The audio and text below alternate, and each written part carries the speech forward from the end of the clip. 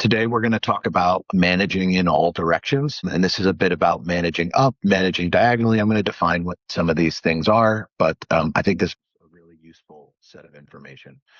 Here's the things we're going to cover: a little bit of like managing through influence, strategies about relationships, something that I like to call subscription levels, which hopefully help put a real world spin on some of the theory. As usual, the training notes. So remembering that not all of the things that I talk about will work for you. And some of these frameworks, some of these things, they might not be the way that you communicate or operate. So, try to personalize, take what works for you. And if you're not sure, ask, figure out, really spend this time to help you figure out what works best for you. The goals for today are to learn how to manage directionally and give you some communication tactics to do that, to directional management. And understand that there's other multiple ways of managing, like direct management through authority, some through influence, and give you some example questions to facilitate the conversation, and also give some real world examples. So just kind of jumping in, communication is a really important tool. As managers, it's actually one of the most important tools we have. And effective management, really doing it well, requires extensive communication. So we're going to focus on today communicating outside of your direct team. And of course, when you start to learn this will actually create a little bit more work for you. But I want to get everybody to build habits and use some of these strategies to help you manage this additional workload. Some of these things you may already do, some of these things may be new, but I think just having a clearly written out version of this might be helpful to say, oh, this works, this doesn't work. Let me double down on this thing that does work. So relationship strategies and goal setting. So before you actually get into the directional management part of things, you have to sort of ask, like, what's the goal of having this particular relationship? Like, what do you want to achieve? What do I want out of this relationship? Like, and operate with that goal in mind. And this sounds very generic, and it kind of is. So I want to give a few examples. So like, why would I have a particular relationship with an individual? Are they going to allow me to use some of their resources? Like, can we share engineers? Can we share knowledge? Can they support me if I need it? Is the team's operation better if we're strategically aligned? And it is your job many times as the team manager, team lead to ensure that strategic alignment happens. Will I be able to innovate if I understand how this team operates or this other team operates? So sometimes it's just information sharing and cross-pollination of ideas. Creating a bridge for conflict resolution. Like if somebody on your team and somebody on someone else's team's got a problem, sometimes you just need to make sure that you and the other team lead can help resolve that. Sometimes you just want organizational gossip, right? Like what's happening behind the scenes. It might be useful for you to know, and having these back channel kind of things would be a good way to find those things out. Hopefully not contributing to the gossip as much as just listening to it, but like gossip's gossip, and there's a reason that like guilty pleasure TV shows kind of exist, right? Like sometimes it might be helpful that you have a good relationship with somebody for your own personal growth or your career growth, or like you kind of just like talking to somebody because they're funny, right? They're entertaining, they're smart. So like think about what those are just examples, right? So here's a couple of strategies for how you could build those relationships. You could invite managers of other teams or other departments to your meetings as a guest. And ensure you set like proper guidelines, like, hey, I want to bring you in, but I'd appreciate it if you just kind of listened. And if I do need something, I'll ask you specifically. You could say, hey, we had this meeting. I didn't realize beforehand that it would apply to you, but here's the document that came from it. So I wanted to send it to you just to get your feedback, get your thoughts. And you can share it beforehand if there's like an agenda. Forward emails with an FYI and say, hey, you don't have to act on this, but I would appreciate some feedback. Or I just want you to know this. You don't need to do anything with this information. You can utilize direct communication like Slack or Teams to check in and ensure understanding. And not everybody has to attend to feel good about receiving the invitation. If somebody's busy or out of the office, you could say, hey, listen, like I wanted you there, but you couldn't be there because you were out of the office, you had a pre-existing meeting. That's fine. They're going to feel like they're that they can appreciate just having been invited, right? Um, this particular concept of managing through influence is, frankly, one of the most important things that I think product managers very specifically should understand. Because product managers are often the people with the least amount of direct authority and yet such a large scope of responsibility. And having them understand how to do this kind of influence, managing through influence and leading through influence, is frankly one of the more important things that I think most product managers don't learn early enough in their career. So when I say managing through influence, I mean leading and achieving objectives without the direct authority, right? Because even if you look at the structure of our domain teams, the product managers, the engineering leads don't work for them. The product managers don't have any of the engineers on the team working directly for them, and yet the goals are still brought in part by the product manager. So learning how to achieve objectives without direct authority is frankly one of the most relevant skills that a product manager should have. And it isn't just product managers, but it is actually quite easy to explain this through the lens of product managers, which is why I chose that. But so just to keep going, you need to build trust and rapport. And that's one of the most effective ways to do it. And you need to get people on board with the decision. And that's usually transparency, information, and frankly, a lot of conversations. Influence is the thing that drives collaboration and consensus. And using influence instead of authority is frankly one of the better ways to do things. Like, I know that I have the authority to say, oh, this thing's going to work exactly like this, and nobody can say otherwise, right? Because that's just the luxury I have as being in a position of authority. But I choose, I don't know, 99% of the time to try to use influence. Say, hey, here's what I'd like to do. How can we do this together? And it doesn't mean that just because I say something, it goes in that direction, but it does mean that like we can talk about it. And if ultimately it doesn't end up going my way, I could throw a fit and say, well, I want it, and everyone's going to do it anyway because that's what authority enables for me. But that doesn't really create an effective and happy organization. So I try to do nearly everything through influence instead of authority, irrespective of what my options are. So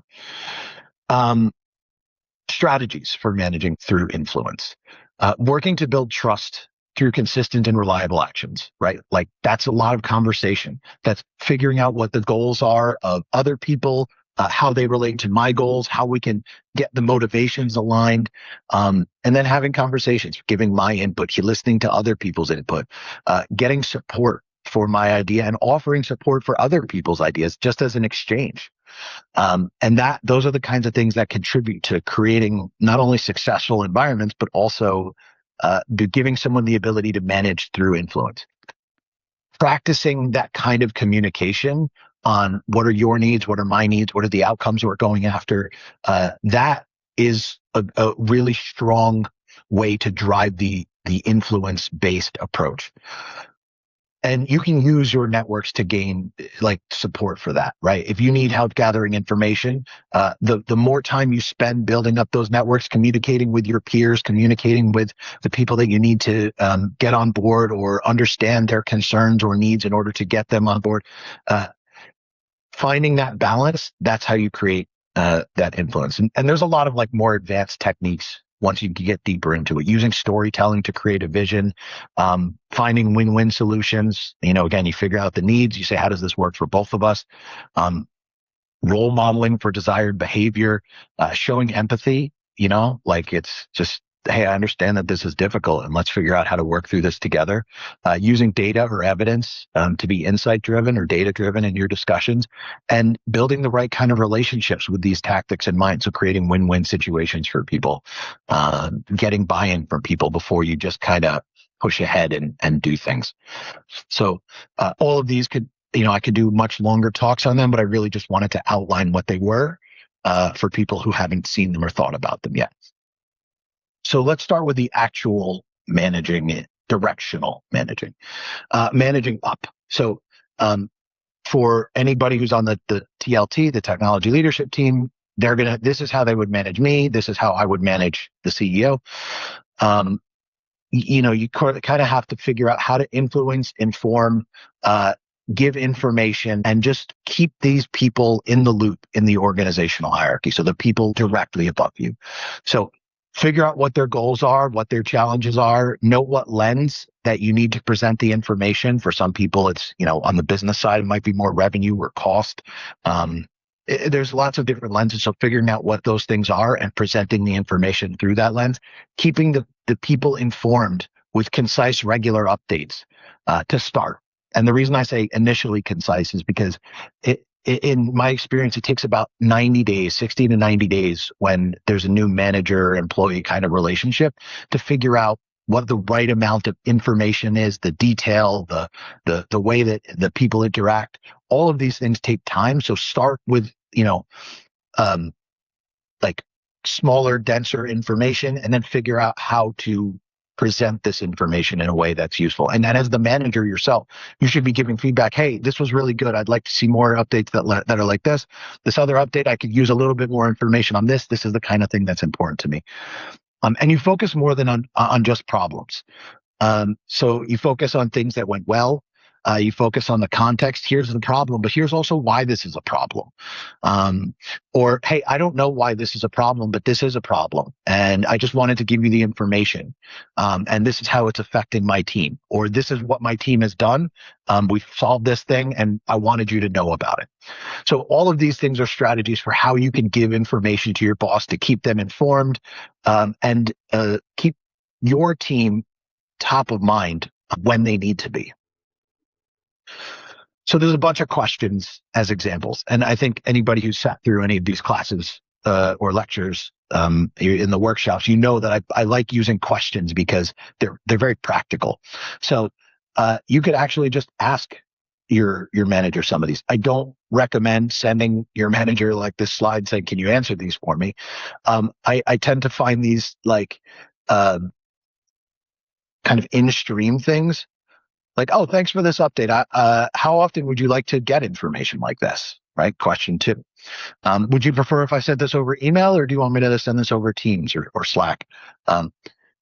What's the best way for me to bring up sensitive information? Do you want me to do it in one-on-ones, or do you want me to message you about a call? Like, you can do these things in stream, and anybody who is in this room who has worked directly for me so far will know that I actually ask a lot of these questions as we've gotten to know each other. People who work with me, somewhat regularly know that I'll ask these questions like, oh, maybe you would like to receive this news a little bit differently. Can I adjust the way I present this information to you? All of these things are really useful for when you think about how to communicate like upwards, right? The people who are in some way responsible for your career. Now we're going to talk about managing across, so horizontal stuff. So that's oftentimes it's your peers. As a domain leader, it could be your other domain leads, and it could even be people in other departments, although I would consider that a bit more diagonal, and we'll get to that in a moment. But the idea of how to build strong relationships at your level of the organization, typically within your department. So for engineering managers, it'd be other engineering managers, right? As an example. So how do we handle that? Generally speaking, just maintaining open communication, keep people informed, share the resources and information when you have them, offer support when you can, ask for advice. Sometimes if you don't even always need it, asking for advice just to get another viewpoint. And then talk about wins, like, hey, my team just did this and it's really cool and I wanted to share it with somebody, so I wanted to tell you. And then people will start doing that. And that kind of open communication between peers helps build relationships and build rapport. And that's kind of really important here. And you can use very similar questions to the managing up when you talk about your peers. So what kind of information from me and my team would be useful? Maybe for you for achieving your goals. How frequently would you like me to check in? Some people are like, listen, I don't want to hear from Eric every day. Like, I can't do that. Like, it's just too much. But like, maybe I can handle that like once a week. Like, oh, okay, cool. Check in with me like once a week. That'd be great. Just give me an update. We can align on our mutual goals or our success. So these kinds of things for building those kinds of relationships are really helpful because everybody's going to need help at some point. Everyone's going to need support at some point. And just laying the groundwork, like having a strong foundation, is is the way to set yourself up for the success that you need in the future. And you can talk about streamlining communication. You say like, hey, it's great that we check in, but I feel like it would be a problem for you to have to check in with every single domain lead. Maybe we just create a Slack channel where we all post our updates. Like, okay, great. That's an option. Let's chat with the other leaders, right? So just figuring out how to streamline and facilitate the communication and information sharing is actually a really valuable skill to have. So on this is still horizontal, but the reason I call it diagonal because we're talking about mostly outside of the department. So how do you manage relationships with other managers who may be similar in level, or slightly different levels, but are outside of the org chart, right? Outside of your technology org chart, for example, right? So maybe you've got a customer success team lead and, an engineering team lead. And it's like, yeah, you're both team leads, but you're in different departments. Or you got a customer success director. So like that's a little diagonal. How do you measure that? How do you, so I just call those diagonal, relationships. So again, maintain open communication, keep people informed, share resources about things that are happening in your department, ask questions curiously about what are happening in other departments, offer support when you can. Now, this is a bit of a difficult situation sometimes because you want to offer support, but you don't want to break organizational process. So, you talk to a customer success person. They're like, yeah, it'd be really great if you could help me with this one ticket. And you're like, yeah, I'd love to, but that really needs to go through support. We can't have things going in through the side door. Right. And so you kind of have to balance the, hey, let me help with, and you want to help because I find oftentimes people want to be helpful with following organizational process and really like that's you supporting other folks. In this case, in that example, it's you supporting like the leaders in tech support. So you can listen and ask questions with empathy and curiosity and then talk about wins. Like, hey, we just delivered this thing. I don't know if you caught that. I'm really proud of it. And I just wanted to share with somebody. And again, the set of questions here, quite similar to some of the other ones. I may have changed a little bit of the wording. Like, do you foresee any challenges with us or our teams communicating more? Like maybe there's organizational problems with that. Or how can our departments work together more effectively? I think one of the difficult things for most leaders oftentimes is that we don't necessarily have to have all the answers. And a lot of really great solutions to problems come from the bottom up. And sometimes, somebody in, call it the customer team or the sales team, might have an idea about how the organizational structure works that somebody in leadership, myself, even, the person asking the question as a team lead maybe didn't think of. And then that gets flagged and brought up and it's like, hey, let's try that. That might be a new initiative that works and helps create a more effective communication structure within the company. So just having these kind of tools at your disposal, and feel free to just like steal these questions. Like this is not rocket science. It's really helpful to just have a framework or a foundation for using these. So one of the questions I've gotten before is, how do I figure out who these right people are? And again, this is about like figuring out as I said earlier in the lecture, like you need to decide what you want out of the relationship. And so you can ask yourself some questions about the goal of that relationship. So what are the strategic goals and how do they align with mine? So you can understand alignment and can determine the right collaboration potential, right? What resources, expertise, value can they provide to my team? Like what can they do for me now or in the future? Or what can I do for them? Or how does this apply, abstract to the company? Are there upcoming projects or challenges that we could address more effectively together, where our needs would intersect? And so figure out how to build rapport together. And how influential are they within the organization? Can that help you or your team? So establishing strong relationships with the right decision makers can get your voice heard when you need support. And sometimes that's really valuable. So again, we're really talking about communication and really ultimately foresight. Like, how could this be helpful for me in the future?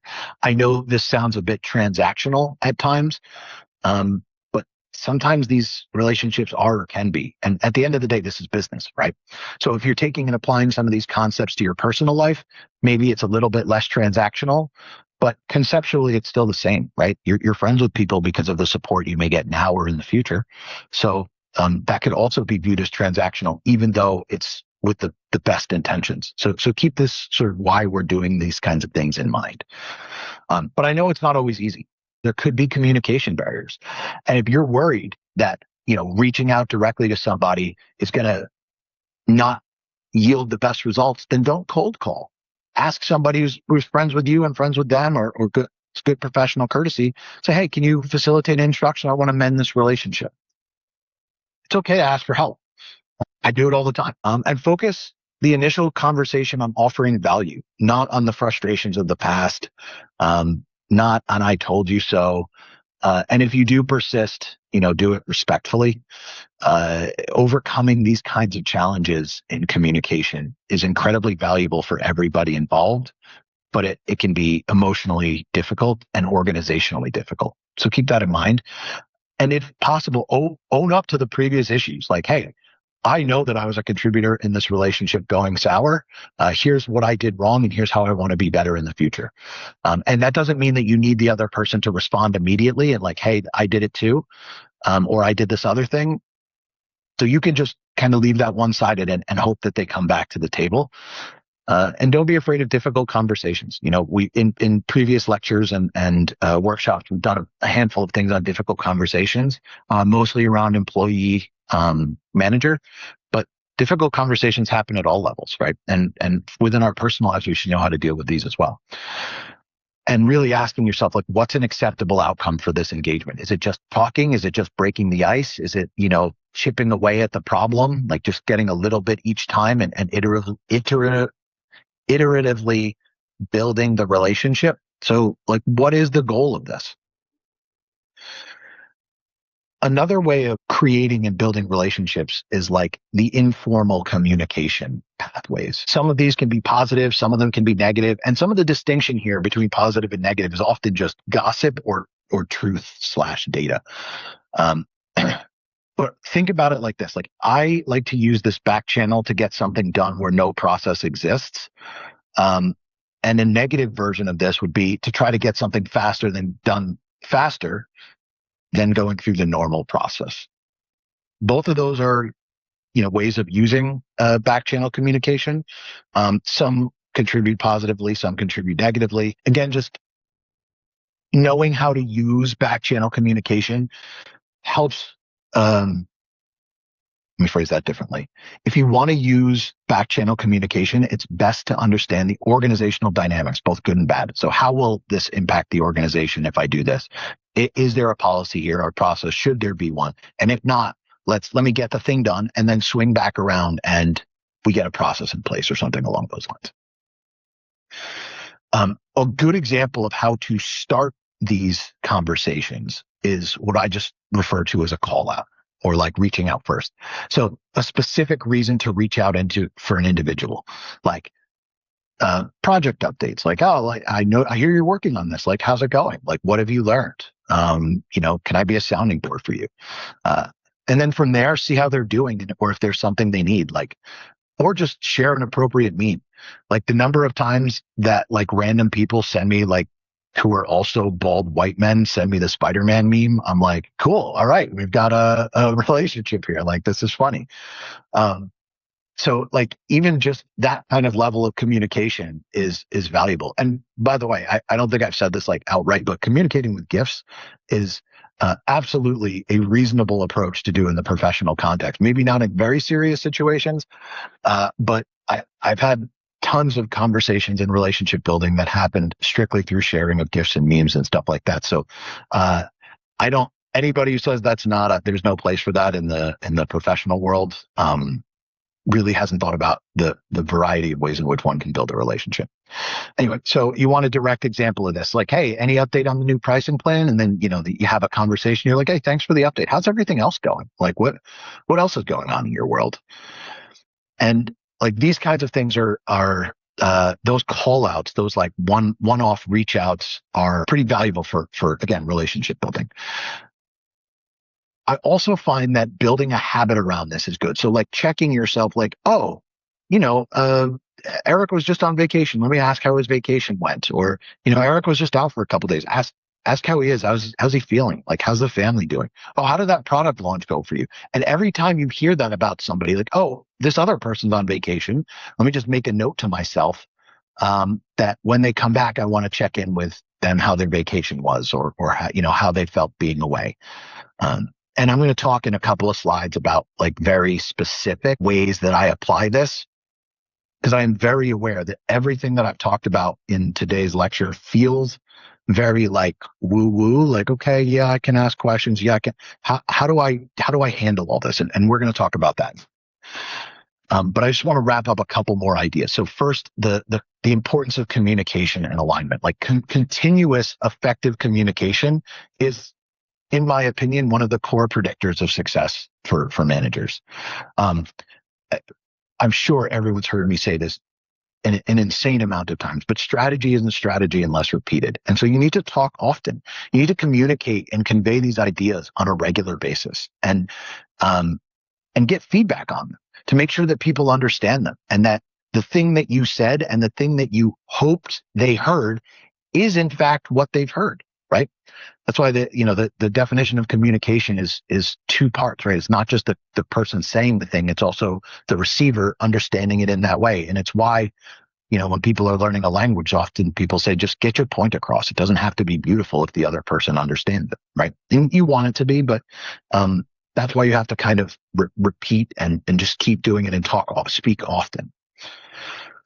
And people also share and digest or ingest information in completely different ways. Some are audio learners, some are visual learners.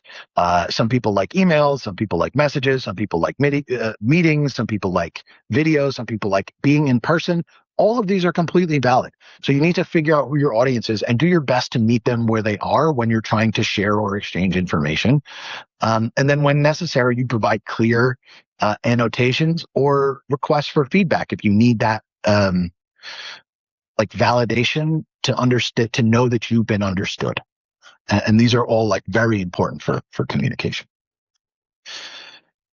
So now I want to get into how I keep track of all this. One of the ways that I like to do communication most frequently is with stories or illustrations or any of these things. And so oftentimes those stories, those illustrations, those narratives are to create mental models for the information that I want conveyed. And how I communicate and how I check in with people is no different. I actually have a mental model for this, and it's one that most people, especially in the tech world, should be able to just understand, and it's subscription levels. And as I walk through this is going to sound ridiculous, and I am very aware that it does feel ridiculous sometimes, but it actually works quite well. And the idea of subscription levels is like, so every workday, I check in with all of my direct reports. They're on a daily subscription level, a workday daily subscription level, right? And more important, peers also get that, right? Maybe my boss also gets a daily check-in. And then I've got some important peers and some skip level reports that I check in with 2 to 3 times a week. Maybe not every day, but they're still important, but they're on like more of a weekly subscription plan. Then I've got the monthly subscription plan. Now I don't have any upper echelon bosses over top of the CEO, but for people who do have 1 or 2 levels above them, you might want to check in with that person once a month instead of every week or every day, or team members of other teams or diagonal leaders on other teams or in other departments. They might be on a monthly plan.